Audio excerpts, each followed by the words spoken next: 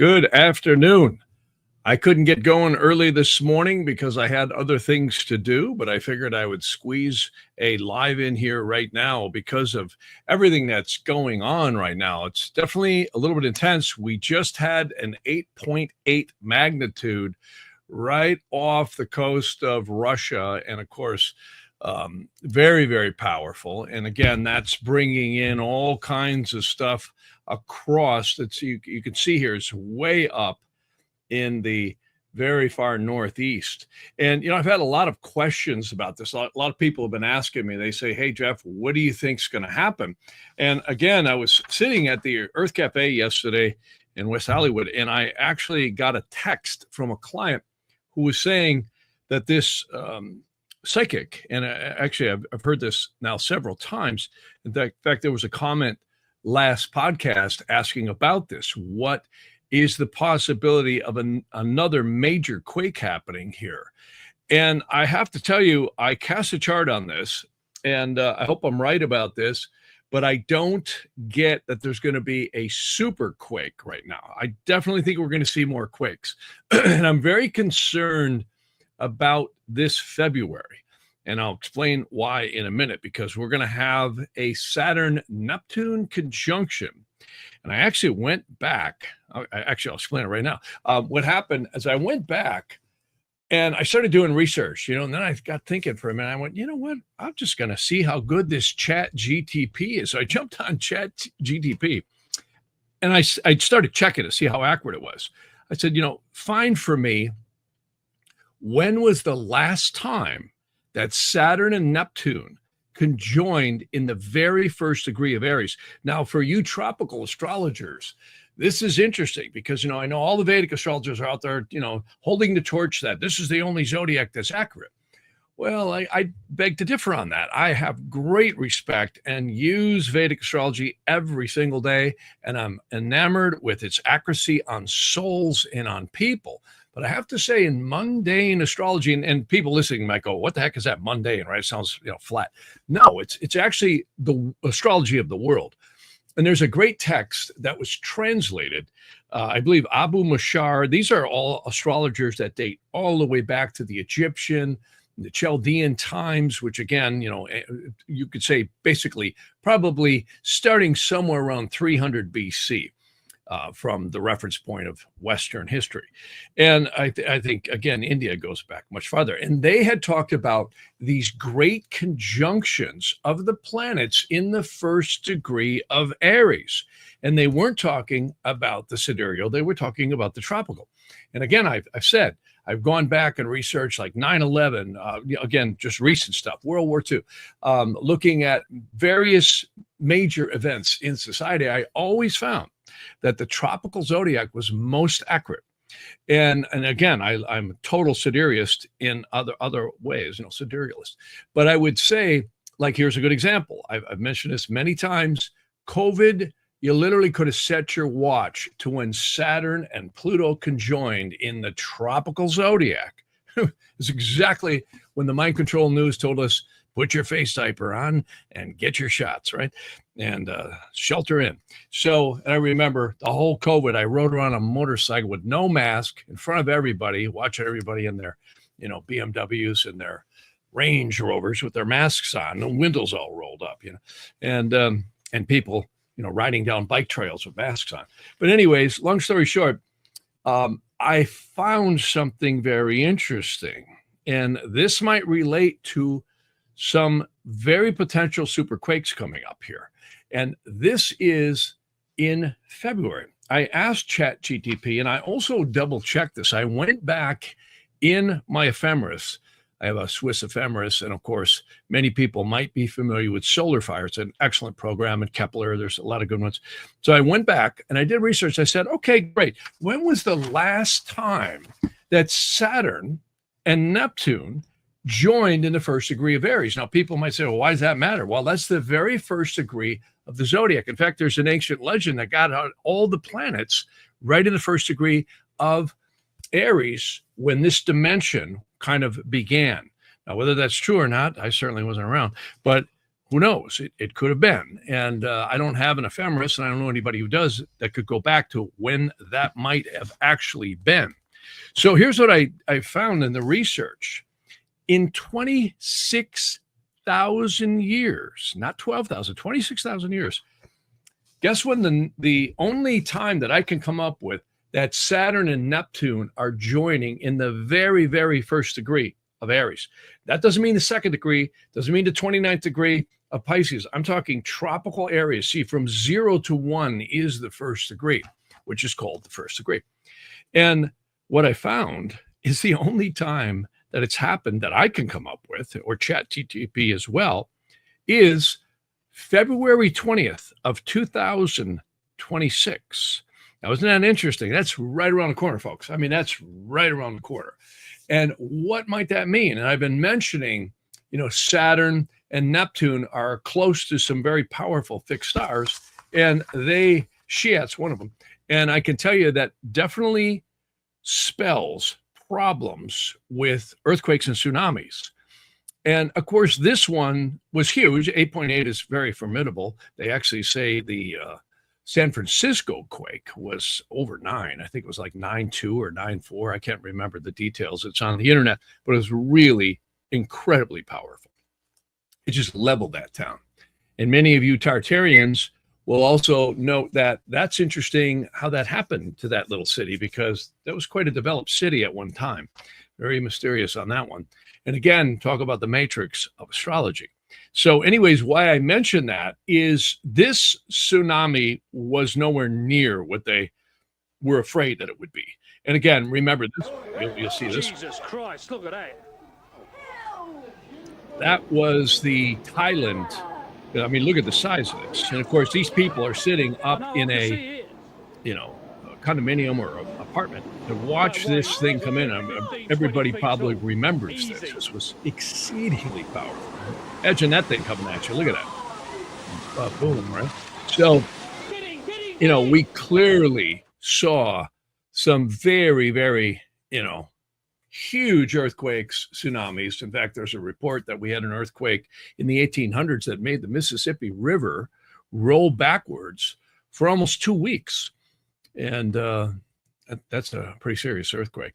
And there's no question the Pacific Rim, all the way down from Alaska, kind of going out to where this happened near Russia, is connected all the way down into the San Andreas Fault. And, I've been around a few geologists, and I know one thing, that California is like Swiss cheese. They have so many sensors everywhere. I mean, everywhere. And they can never predict when a quake is going to happen or where.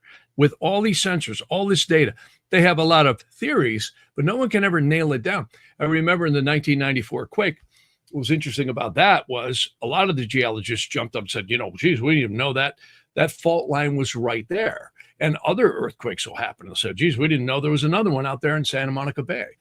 So clearly, this is kind of left up to, you could say, fate, chance, or I could look at interrogation astrology, which I did. I get that the next really big one, according to the chart, is likely to happen again very far north and west. That's what I keep getting. And that's exactly, this one was very far north and east, right? So interesting, again, when we say west and east, that depends on where you are. And of course, I'm in the United States, but if you're over, in some other country, your east and west references might be a bit different, right? Because, if you're sitting in Russia, west is Europe, right? So, clearly the directions are there, but it's a little bit different of a reference in terms of how we might look at it. But anyways, I get, if the astrology's right, and I had one prediction that literally San Francisco and California was just going to break off and turn into holes. That could certainly happen. There's no question about that. I would say, what I get from this chart, not right away. In fact, if it happens, it's likely to be we're going to see some serious stuff this spring. And again, that's in February, but I don't get it's going to be right here. Now, let's hope I'm right, because believe me, if I saw that it was right, I'd probably be clearing out of here myself. I know what the 94 quake was like. It was really intense. I mean, I couldn't actually not believe it.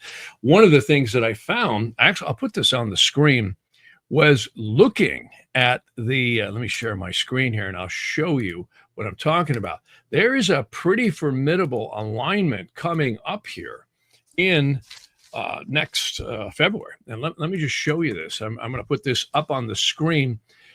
This is the chart right here. This is, you can look at this in sidereal or tropical. This is the sidereal alignment. You can see right here. Look at all these planets in this arc right here. There, you can see where I'm circling.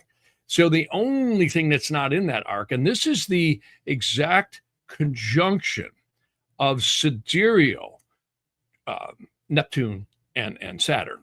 Now watch, if we come back to the tropical, it's going to look the same way. I mean, the difference between tropical and sidereal is the zodiacal positions that they end up in. And there's about a 24-degree difference. You see, this is the tropical one. You can actually see where I'm, at each different type here. Hang on, for some reason, it's not giving me the, that might do it. Yeah, this one, well, it keeps coming back Lahiri. I don't know why. But here, this is it right here. This is the tropical conjunction. You can actually see it's very small on the screen, but right here, it shows whether it's geocentric sidereal or geocentric tropical. Nonetheless, this is a little eerie, because I remember back in 1994, I had said, wow, this is kind of a really tight alignment. Well, we've got another one, the new moon from February 17th of 2026, or even a little before that, into the middle of February, in the latter part of February. Very dangerous time for major quakes, because you're going to get a real tight alignment of all the inner planets. The only one that's not there is Jupiter and, of course, Uranus. And Uranus is in what we call a wide square to all of this. So, again, very dangerous time. So we'll see what happens, because I'll look at this more. And a lot of people have been asking me, but I don't get right now California's going to crack off into the ocean. Now, someone also asked another question about this quake up in, I forget, it's called the tinnitus or tinnitus. It's a very strange name, up in Alaska, running into the Yukon territory. And they're saying this could be huge. I get that one's very possible. Again, I keep getting north by west. That one is much more possible. And it's not to say we won't get quakes down here. In California, I mean, God, I've seen quakes in the last 30, 40 years constantly. I mean, I've watched my computer monitors roll across the floor. And in some ways that might be good, because it releases the energy a little bit early. Again, I'm not getting, according to the interrogation, that the big ones yet. Are we going to get it here sooner or later? I can't imagine we won't.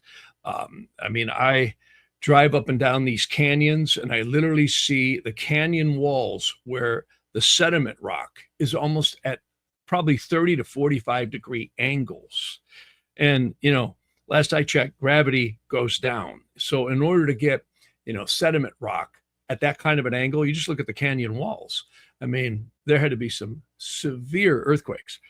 And again, I always mention, I used to teach a class at a college in physics, and I had one of the students in the classroom say, my dad's an admiral. This is back in the 80s. He said his father was an admiral, and they used to take submarines underneath the Pacific Ocean all the way almost to Salt Lake City. And he was not definitive as to where they actually got, but apparently there's a lot of stuff going on.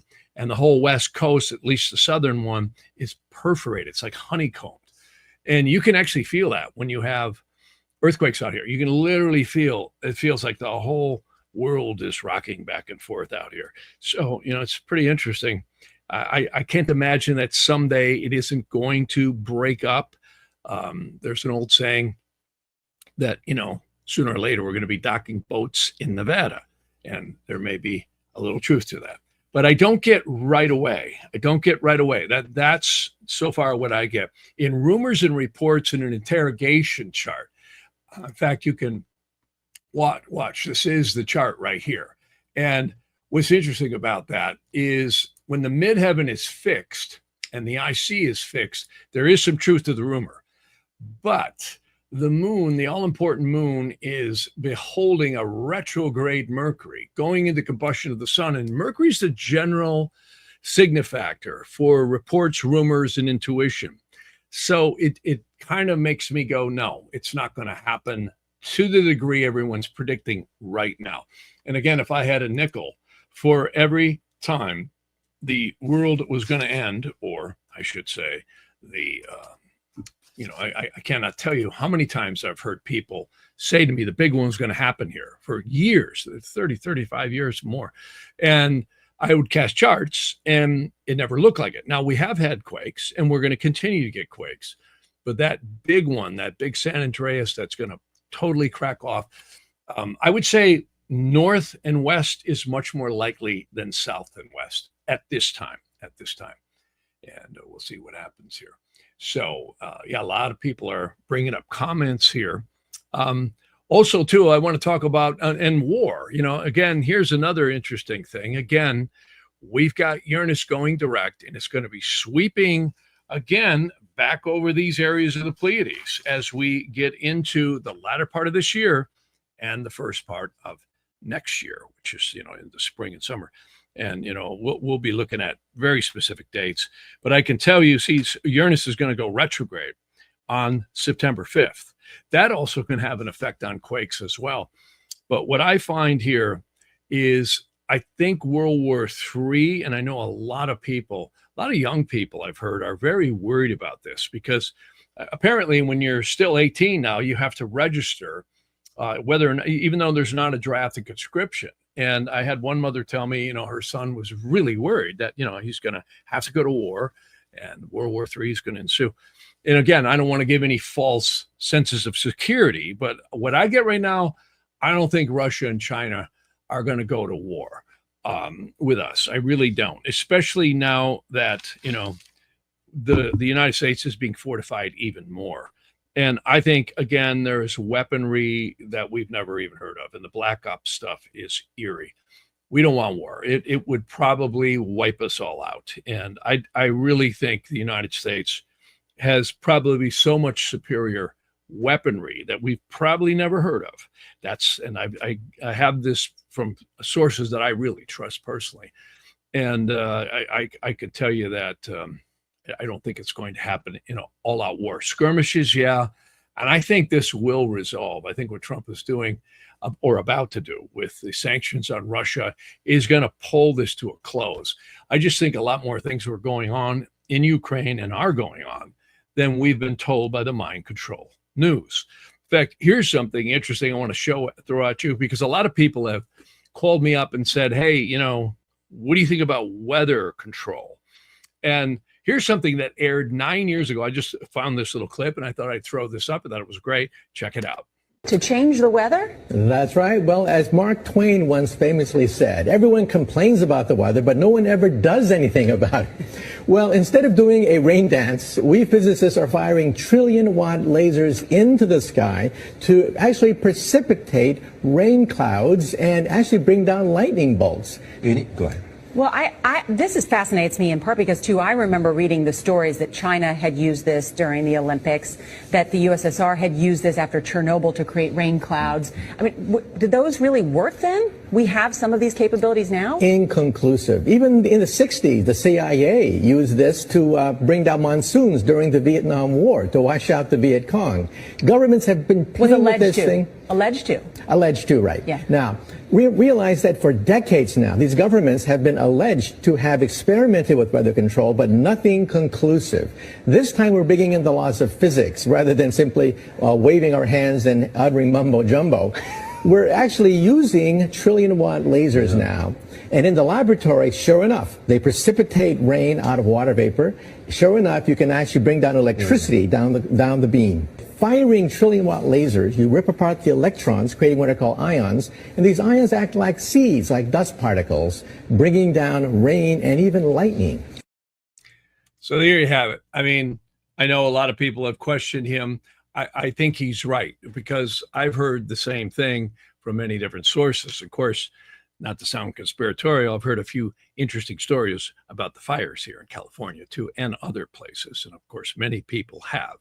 And I can tell you one of the reasons the United States is so formidable, when you have triple nuclear reactors sitting on aircraft carriers and exceedingly powerful electrical, power generation on our ships, you can run huge lasers, particle beams, directed energy weapons, etc. And I've heard rumors that they've got, again, fusion, not fusion, it's fission. It's a low-level nuclear power now that is been perfected to run on smaller craft, unmanned or manned, which can generate just incredible amounts of power. And doesn't have to get refueled, all that stuff. So we hear what we hear, and we're told what we're told. But clearly, a lot of stuff going on. And as long as AI doesn't get a hold of it, like a Terminator movie, we might hang around for a while. So that's more my worry down the line. Again, the next Saturn-Pluto conjunction isn't that far away. These things happen about every 36 to 38 years, kind of similar to the Saturn-Neptune conjunctions. I just thought it was really quite profound that ChatGPT's right and my ephemeris are right. This Saturn-Neptune conjunction that's happening this February has not happened in one heck of a long time. And again, that's in the very first degree of Aries. And rarely do planets ever join together in the very first degree of Aries, the outer ones like that. Saturn and Jupiter has also been known. The last time that happened was the beginning of the Industrial Revolution. And I've been mentioning in 2020, on the winter solstice, we had the Saturn-Jupiter conjunction, which is now ushering in. Remember, did you hear much about AI before 2020? No. And, it's like all of a sudden, they turned the switch on. Now the high-tech robots, AI, flying cars, all this stuff, we're starting to hear more and more and more. Look at the government's totally joining in AI and the production of it. And this is all ensued since the 2020 Saturn-Jupiter conjunction, in my opinion. And this is going to go on for another couple hundred years. And then we're going to have another conjunction. See, it jumps around from the fire to air, water, and earth trines, these conjunctions. It almost like it makes a Star of David. It's a hexagram. Very, very interesting stuff. So anyways, a lot of questions here. I got a really short day here. I just wanted to jump on and address a couple of these questions and give comment about this extremely huge quake. And again, the one in San Francisco back in the early 1900s was actually bigger. It was over 9. And I can tell you, I've felt I personally think the 94 quake was a little higher than they said, because California becomes tax exempt after a 7.0, and they can't have that. So they lowered it. I heard it was a 7.1 or 7.2 back in 94. And then they jumped it right down to a 6.7 or 6.8 or something like that. But I'll tell you what, to me, it felt like it was a 7 or over. That thing was incredibly powerful. So anyways, yeah, a lot of people are talking here about the water distribution on the planet. Some people are mentioning, and somebody's here talking about lost wages. I call it lost wages, not Las Vegas, getting an earthquake. That I keep getting a big one is likely to again be in the far northwest again. We could see that one up in Alaska or near the upper portions of the Pacific Rim really cut loose. We definitely will see more, I think, in the San Francisco area and down here. We always do. I mean, the whole San Andreas runs right down into Mexico, near the where the border joins Salton Sea. In fact, if you drive by the Salton Sea, you're actually a couple hundred feet below sea level, which is kind of eerie when you think about it. I often look when I drive through there. I have my compass and I'm going, wow, I'm like 200 feet below. I think it goes to like 220. Don't quote me, but last I remember, it was under 200 feet below sea level, which is pretty interesting. So yeah, a lot of great stuff here. One other thing, somebody's mentioning here. Yeah, they're talking about different psychics predicting things, and somebody's mentioning about tunnels here in San Diego, and the homes in the Sunset Cliffs have caves under them where submarines went in and out. See, yeah, I've heard the same thing for a long time. And a lot going on this planet that they don't tell us. And what's interesting is timelines too. It seems like there is different timelines for what we would call secular society. And then there's other hidden things going on that are very mysterious that seem to be showing up, like the Tartarians have shown, and many other secret things going on this planet. But clearly astrology is a matrix soul, and it's very, very interesting stuff here.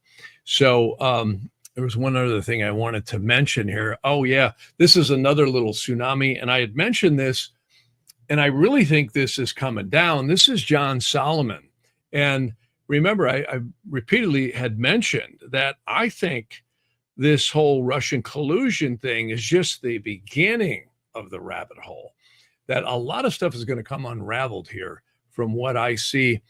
And Solomon was talking about the presidential immunity and Obama and all of that.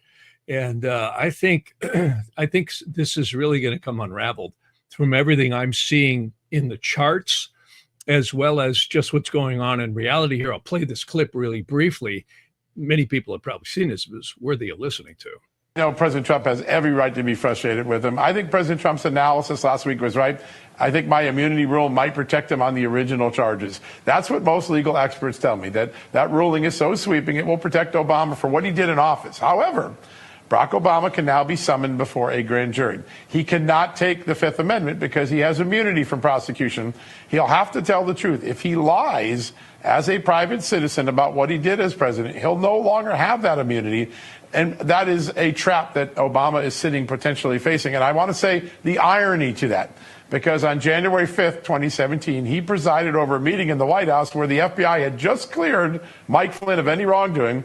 And they schemed in that meeting how they might be able to jam up Mike Flynn. And they came up with the idea, we'll lure him into an interview, catch him into a lie, and then prosecute him that way. Barack Obama now is about to face a potential similar situation as the one he created unfairly from Mike. So I also saw today that Kash Patel, Tulsi Gabbard are coming out. They found apparently in secret rooms these burn bags where thousands upon thousands of documents were discovered. And one in particular actually did some kind of proof that's going to be pretty unequivocal. Now, this is this, but I still say, based on the astrology of this year, and again, Trump's inauguration chart, you're going to see a lot more come unraveled. I think we're just getting going here. I think, again, this is going to get pretty serious, and some huge changes are going to come into play. And I think a lot of people are going to, there's going to be some heads rolling. And, we hear this all the time. I've been hearing this for years. I actually think this one's going to get legs based on the interrogation that I cast on it when it first broke. And again, we'll see what happens. But it's looking like the astrology is going to be manifested in reality, which these interrogations have an eerie sense of doing that. Again, many people in India will know this as prashna, and in the West, a lot of astrologers call it horary. I like interrogation. That was the kind of phrase coined in the 1100s, maybe a little before that. And it's just literally casting a chart for the moment. And it's absolutely stunning. And there's a lot of times when I'm doing readings, I'll do that. And I'll catch things that I didn't catch in the reading as clearly as the chart would show. Like I had one lady just recently, she was getting a lot of psychic attack, and I could see it. And yet when I looked at her chart, I saw a tough time, but I didn't see that as formidable as I saw in the interrogation chart, which I cast for sessions. And she just came back like, oh my God, how would you know that? And I said, well, I cast an interrogation at the beginning of the session. And she immediately said, wow. She said, you wouldn't believe how intense it is. I said, yeah, I would. I can see it. You know, moon conjuncting Mars in the 12th house. You don't need a brick to fall on your head to know that that is really intense. And I gave her some clearing methods and some other things, and we'll see what happens for her. But I get this a lot. And, you know, we all have stuff coming in on us, whether we are aware of it or not. And it can really mess with you when it does. And there's some really interesting techniques in clearing that everyone can learn. Someday I might put together a video on that. A lot of ancient secret societies talked about that. And the religions actually use a lot of this stuff too. Of course, we hear about exorcisms, right? We hear about house clearings, hauntings, all these types of things. These are etheric spiritual energies that can be cleansed. And it's quite powerful. It truly, truly is. And there's sacred geometry that can be used. And what's most important about all this is your intensity on how you do it, your belief. So it takes one very centered. It takes one very focused. And you have to be really on your game when you do it, because the main tool that these evil spirits use is fear. And they can be very, very dangerous to play with some of. So can the disincarnate souls as well. I've seen some disincarnate souls, meaning people who passed away, who are very, very evil. You know, Shakespeare might have said it right. There was the great play called The Tempest. Somebody told me about this the other day. And Shakespeare said, hell's empty. They're all here. The devils are all here. And I thought, wow, that's not too far off base sometimes. But hell's empty, right? And, you know, quite interesting, these Shakespearean plays, when you look at how that whole corpus of plays has so much accuracy in human nature. And you know, I'm always kind of, you know, blessed to see that in readings, how you can see these various different energies playing out on us through transits and progressions and so on and so forth. So a lot of stuff. So I can't stay long today. I only had about a half an hour, and it's about a half an hour right now. And again, a lot of great questions here and comments too, I might add. A lot of people are talking here. And so, yeah, again, this tsunami was pretty formidable over there in Japan, and it did raise things up quite a bit in Hawaii, but nothing, you know, anything close to like we had in 2004. And thank God, you know, I mean, geez, that wiped out. So I think 250,000 people died in the 2004 tsunami. I remember that was so powerful.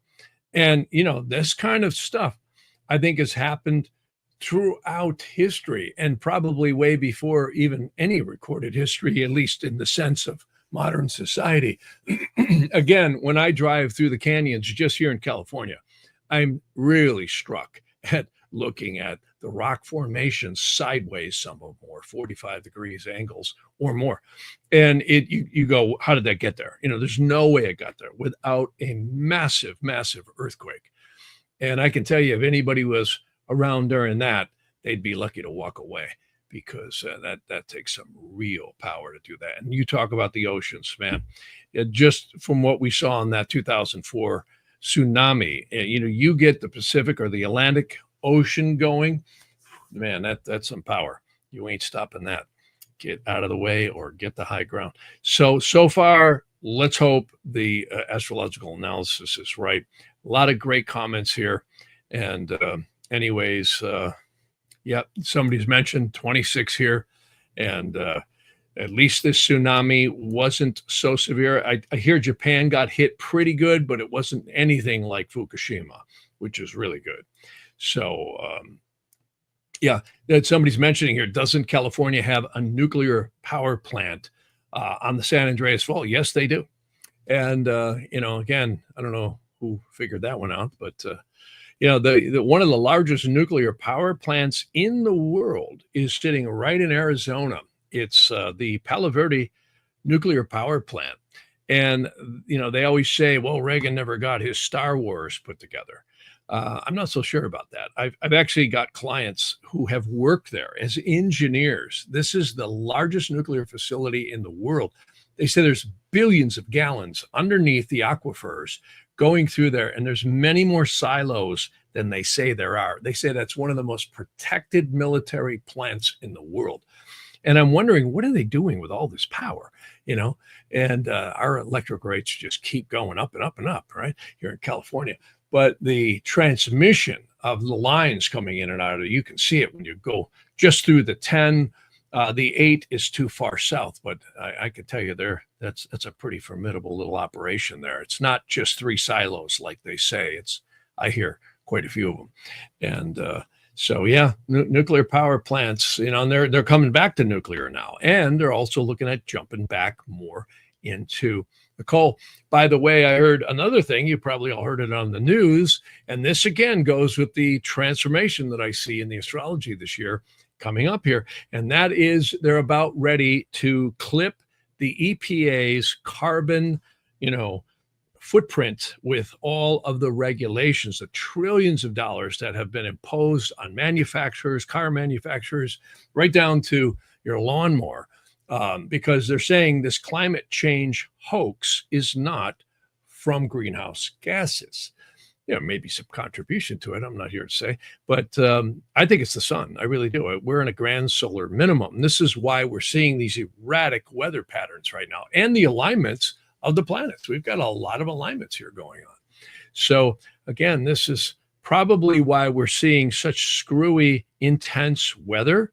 And again, a little clip I played before. Geez, they wouldn't do that, play with the weather. But a lot of stuff going on here. And it's very interesting how it seems to play with the matrix of astrology very, very accurately. So I got to run. And again, I'm sorry that this is a short one, but we'll pick it up on Sunday more deeply. And you guys all have a good rest of the week. By the way, just the energies, we've got a first quarter moon that's coming in on the 1st, right? And we do have, and this is a ways down the line, we'll talk about this later, we do have a Mars-Saturn opposition coming in on August 8th. And right now, Saturn is sextiling Uranus, which is actually a somewhat favorable energy and might have mitigated a little bit of the severity of the quakes that just happened. So, we got a lot of, Mars is going to be opposing Saturn, and it's also going to be making an opposition to Neptune, because remember, Neptune and Saturn are very close right now, and they're both retrograde, and they're both going to go direct and make that, again, if I'm right, once in a 26,000 year conjunction in the very first degree of Aries. Very, very rarely do 2 planets join in the tropical first degree. They often get together in Aries, but not in the first degree. That's a really rare occurrence. So this could be some formidable stuff coming up. You all have a good week, and I'll talk to you on Sunday. Thank you.